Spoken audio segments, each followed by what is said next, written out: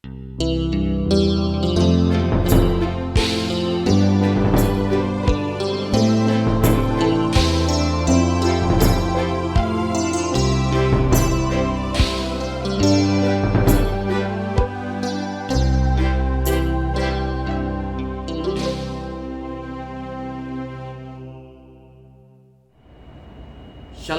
Bapak Ibu Saudara-saudara yang dikasihi Tuhan Yesus Kristus. Selamat berjumpa kembali dalam program Morning Call GPIB.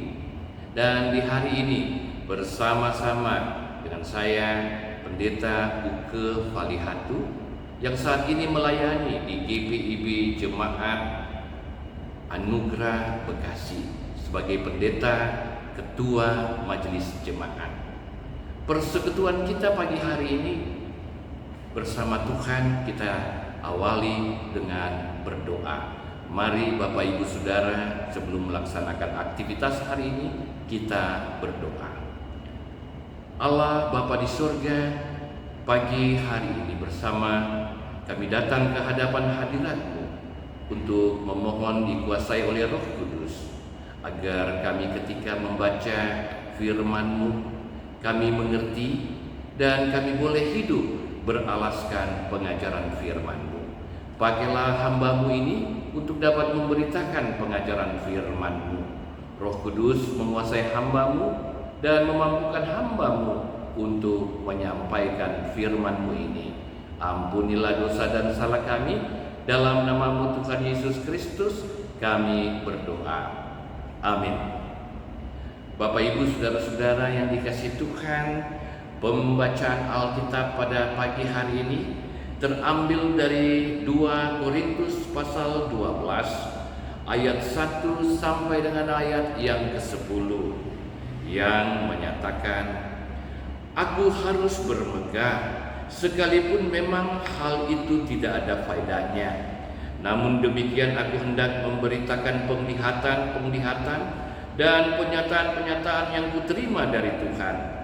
Aku tahu tentang seorang Kristen 14 tahun yang lampau, entah di dalam tubuh aku tidak tahu, entah di luar tubuh aku tidak tahu. Allah yang mengetahuinya. Orang itu tiba-tiba diangkat ke tingkat yang ketiga dari sorga. Aku juga tahu tentang orang itu, entah di dalam tubuh entah di luar tubuh, aku tidak tahu. Allah yang mengetahuinya. Ia tiba-tiba diangkat ke Firdaus dan ia mendengar kata-kata yang tak terkatakan, yang tidak boleh diucapkan manusia. Atas orang itu aku hendak bermegah, tetapi atas diriku sendiri aku tidak akan bermegah selain atas kelemahan-kelemahanku.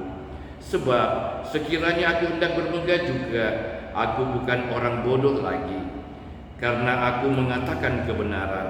Tetapi aku menahan diriku, supaya jangan ada orang yang menghitungkan kepadaku lebih daripada mereka lihat padaku, atau yang mereka dengar daripada aku. Dan supaya aku jangan meninggikan diri karena penyataan-penyataan yang luar biasa itu, maka aku diberi suatu duri di dalam dagingku, yaitu seorang utusan iblis untuk mengocok aku, supaya aku jangan meninggikan diri. Tentang hal itu aku sudah 3 kali berseru kepada Tuhan supaya utusan iblis itu mundur daripada aku. Tetapi jawab Tuhan kepadaku, "Cukuplah kasih karuniaku bagimu, sebab justru dalam kelemahanlah kuasaku menjadi sempurna. Sebab itu terlebih suka aku bermegah atas kelemahanku, supaya kuasa Kristus turun menaungi aku. Karena itu aku senang dan rela di dalam kelemahan, di dalam siksaan, di dalam kesukaran, di dalam penganiayaan dan kesesakan oleh karena Kristus. Sebab jika aku lemah, maka aku kuat." Demikian pembacaan Alkitab. Berbahagialah kita yang mau mendengar firman Tuhan, percaya kepada kebenaran firman Tuhan itu, dan melakukannya dalam hidup hari lepas hari. Terpujilah Tuhan Yesus Kristus. Bapak Ibu Saudara-saudara yang dikasihi oleh Tuhan Yesus Kristus, pernahkah saudara menggumuli kelemahan atau keterbatasan yang saudara miliki. Ada orang yang menerima dan merasakan bahwa kelemahan yang ia miliki atau keterbatasan yang ia punyai, bagi dirinya ini sebagai penghambat untuk bisa melangkah maju ke depan ataupun menunjukkan buah-buah perbuatan yang hidup. Orang menjadi pesimis dengan kelemahan yang ada di dalam dirinya. Tapi saudara-saudara, ada juga orang yang dengan sikap optimis, ia berani melangkah maju ke depan dengan menyembunyikan kelemahan atau keterbatasan yang ia miliki. Kelemahan atau keterbatasan itu ia ingin agar orang tidak mengetahuinya. Sebab kalau orang lain mengetahui kelemahan dan keterbatasannya itu, maka ia anggap ini dapat membahayakan kedudukan dan reputasinya yang saat itu sudah semakin bagus. Nah, Bapak Ibu dan saudara-saudara yang dikasihi oleh Tuhan Yesus Kristus, ingatlah bahwa sebagai manusia berdosa tidak ada manusia yang sempurna. Tentu setiap manusia punya kelemahan, punya keterbatasan, punya kekurangan, baik secara fisik, baik secara emosional, baik secara intelektual. Tetapi dengan kelemahan-kelemahan dan keterbatasan yang ada itu, bisakah kita terus melangkah maju, berbuat dan berkarya bagi Kristus yang kita imani? Bapak Ibu saudara-saudara, menjawab pertanyaan ini, mari kita belajar dari Rasul Paulus, salah seorang Rasul Tuhan yang cukup terkenal, seorang Rasul yang boleh kita katakan cukup luar biasa dalam melayani Tuhan Yesus Kristus. Paulus terkenal sebagai seorang yang rajin, seorang yang sangat tekun, seorang yang sangat tabah, bahkan seorang yang memiliki berbagai karunia dalam dirinya. Bahkan pengalaman spiritualnya sungguh luar biasa. Dalam kesaksiannya kepada jemaat di Korintus, dalam surat 1 Korintus pasal 13 ayat 1, Paulus pernah bersaksi bahwa dia adalah orang yang bisa berbahasa malaikat dan semua bahasa manusia. Luar biasa. Dan Bapak Ibu saudara-saudara, dalam pembacaan kita tadi, dengan rendah hati Paulus juga menggambarkan tentang dirinya sebagai seorang Kristen yang telah dibawa ke surga, bahkan menerima pernyataan yang luar biasa dari Allah. Tetapi perhatikan cara Paulus menceritakan pengalaman spiritualnya itu. Ia tidak menggunakan kata ganti orang pertama, aku dibawa ke surga, tetapi ia menggunakan kata ganti dirinya dengan kata orang ketiga, yaitu seorang yang aku kenal. Ia tidak langsung menonjolkan dirinya, tetapi memakai kata lain untuk menunjuk kepada dirinya yang dibawa ke surga. Seharusnya sebagai orang yang punya pengalaman dibawa ke surga, Bapak Ibu dan saudara-saudara, Paulus harus bangga. Dia bisa bermegah. Dia bisa katakan, ini aku loh Paulus yang punya pengalaman rohani yang luar biasa. Tetapi Paulus tidak mau bermegah untuk apa yang dia alami ini. Ia tidak membanggakan dirinya. Kenapa? Karena bagi Paulus, dirinya hanyalah seorang manusia biasa, manusia yang memiliki duri dalam daging, manusia yang memiliki kelemahan dan keterbatasan dalam dirinya. Namun saudara-saudara, dalam kesaksian Paulus, justru di tengah-tengah kelemahan yang ia miliki, ia beroleh kasih karunia dari Allah, sehingga ia boleh kuat, ia boleh mampu melayani Allah. Bapak, Ibu, dan saudara-saudara yang dikasihi Tuhan, kalau kita lihat diri Paulus yang secara terus terang mengungkapkan tentang duri dalam daging yang dia miliki, ya walaupun dalam bacaan ini boleh kita katakan secara terus terang, Paulus katakan itu adalah utusan iblis yang mengocoknya, memukulnya. Tapi Paulus tidak menyatakan bagaimana atau dengan apa ia dipukul oleh utusan iblis itu. Menurut hemat saya, ini adalah satu gambaran yang mau mensejajarkan apa yang ia rasakan dengan kisah yang dirasakan dan dialami oleh seorang tokoh Alkitab yang juga cukup terkenal, Ayub, yang dahulu atas izin Allah maka iblis boleh menyerangnya. Iblis diizinkan untuk mencobai dia, namun dalam ketekunannya Ayub boleh menikmati berkat Allah. Bapak, Ibu, saudara-saudara yang dikasihi oleh Tuhan Yesus Kristus, dalam Ibrani pasal 12 ayat 10b disampaikan kepada kita bahwa ingatlah, kadang Allah menghajar umatnya dengan bermacam-macam cara, ya tentu dengan maksud supaya kita beroleh bagian dalam kekudusannya.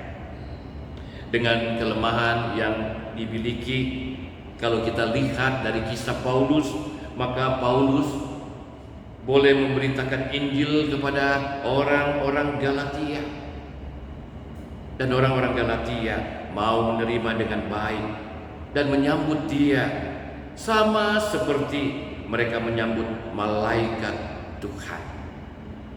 Bukankah ini luar biasa di tengah keterbatasan yang Paulus miliki, ketika ia sungguh-sungguh melayani Allah, ia disambut karena ada kekuatan dari Allah yang ia rasakan.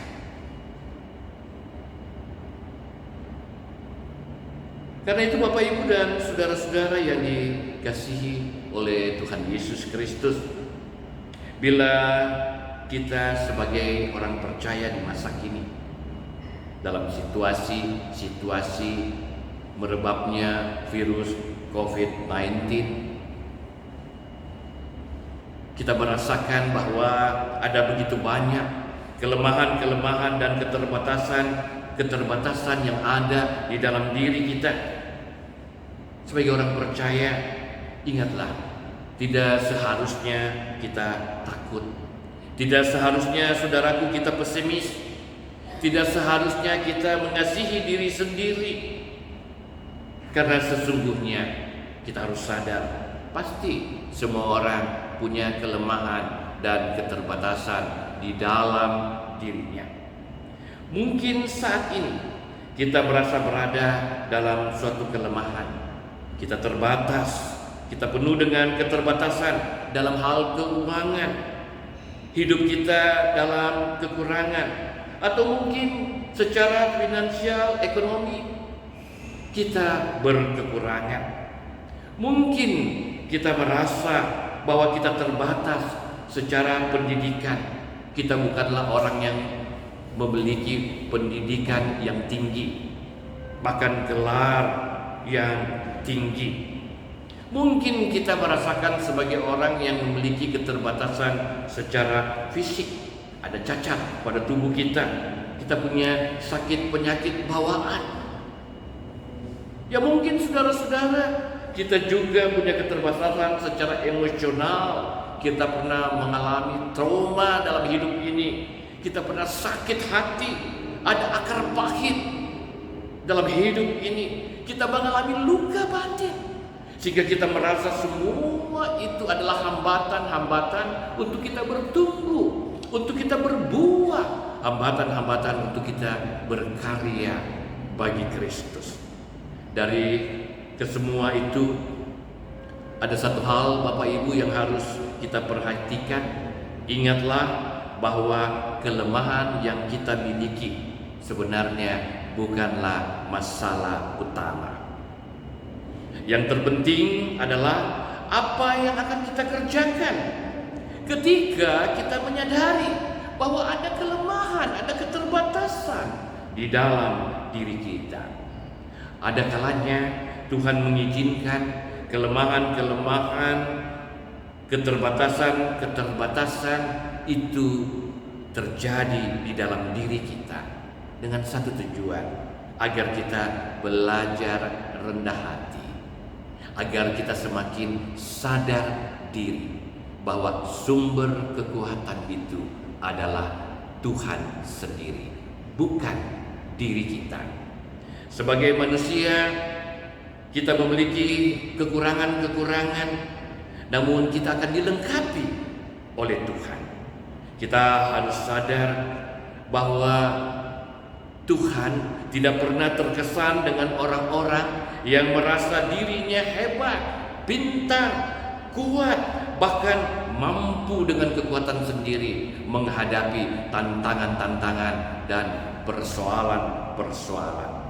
Tetapi ingatlah, Tuhan selalu tertarik Bapak Ibu kepada orang-orang yang sungguh menyadari, sungguh-sungguh mau mengakui bahwa dirinya adalah penuh dengan kelemahan, penuh dengan keterbatasan, penuh dengan ketidakberdayaan. Dan di dalam ketidakberdayaan ini, Tuhanlah yang akan menguatkan dirinya. Kita harus sadar bahwa sumber kekuatan adalah Tuhan sendiri dalam menjalani hidup ini, bukan kita. Ingat, banyak kisah-kisah dalam Alkitab tentang orang-orang biasa dan menjadi luar biasa. Banyak orang-orang yang penuh dengan kelemahan dan keterbatasan, tetapi dipakai oleh Tuhan secara luar biasa. Yang hebat dan yang luar biasa siapa? Tuhan, bukan orang itu. Karena itulah Bapak Ibu dan saudara-saudara, walaupun dalam hidup ini kita memiliki kelemahan, kita punya keterbatasan, kita punya kekurangan, jangan pesimis, jangan takut, tetap jalani hidup ini. Mintalah Tuhan menguatkan kita, mintalah agar Tuhan memampukan kita menjalani hari-hari hidup ini, tanggung jawab ini, dan kita boleh berkarya, khususnya berkarya bagi Tuhan. Kiranya Roh Kudus selalu menguatkan kita dalam bekerja, dalam beraktivitas di sepanjang hari ini. Selamat bekerja, selamat beraktivitas. Tuhan menyertai dan memberkati saudara. Amin. Bapak Ibu dan saudara-saudara, mari kita satu di dalam doa. Kita berdoa. Terima kasih Tuhan, pagi hari ini kami telah diingatkan bahwa Engkaulah sumber kekuatan kami. Kami penuh dengan kelemahan, tetapi di tengah kelemahan kami, Tuhan mau berkarya. Tuhan mau menguatkan kami. Tuhan mau memakai kami dalam menjalankan berbagai kehidupan yang harus kami lalui. Ya Allah di surga, berkati kami di hari ini dalam kami beraktivitas melaksanakan tanggung jawab dalam kami melakukan kerja kami. Kami yang lemah ini, kuatkan dan mampukan kami menyelesaikan berbagai perkara-perkara, berbagai persoalan-persoalan dalam hidup ini. Tanpa Engkau Tuhan, kami tidak mampu. Dan di balik kelemahan kami, Engkau menyatakan kemuliaan dan kebesaran kuasa-Mu, bahwa Engkaulah sumber kekuatan. Biarlah hidup kami menjadi saksi bagi banyak orang lain bahwa di tengah keterbatasan, di tengah kelemahan kami, Tuhan sungguh luar biasa. Ya Allah di surga, jangan biarkan kami menjadi orang yang sombong dan angkuh. Mampukan kami untuk selalu rendah hati.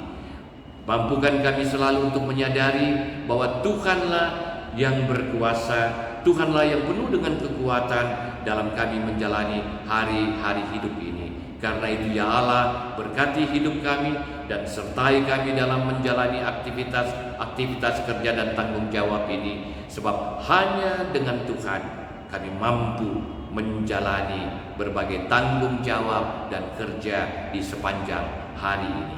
Tak lupa di pagi ini kami berdoa bagi persiapan Gereja Protestan di Indonesia bagian Barat untuk melaksanakan persidangan sinode. Tuhan berkati segala persiapan yang dilakukan, baik oleh fungsionaris majelis sinode, oleh panitia persidangan, bahkan jemaat-jemaat yang akan mengambil bagian dalam pesta iman ini. Biarlah berbagai keputusan yang akan dilakukan, Tuhan menyatakan kemuliaan dan kehendak Tuhan. Terima kasih Tuhan. Ampunilah dosa dan salah kami. Hanya di dalam nama-Mu Tuhan Yesus Kristus kami berdoa dan mengucap syukur. Amin. Selamat pagi Bapak Ibu dan saudara-saudara. Selamat beraktivitas, selamat bekerja. Tuhan memberkati.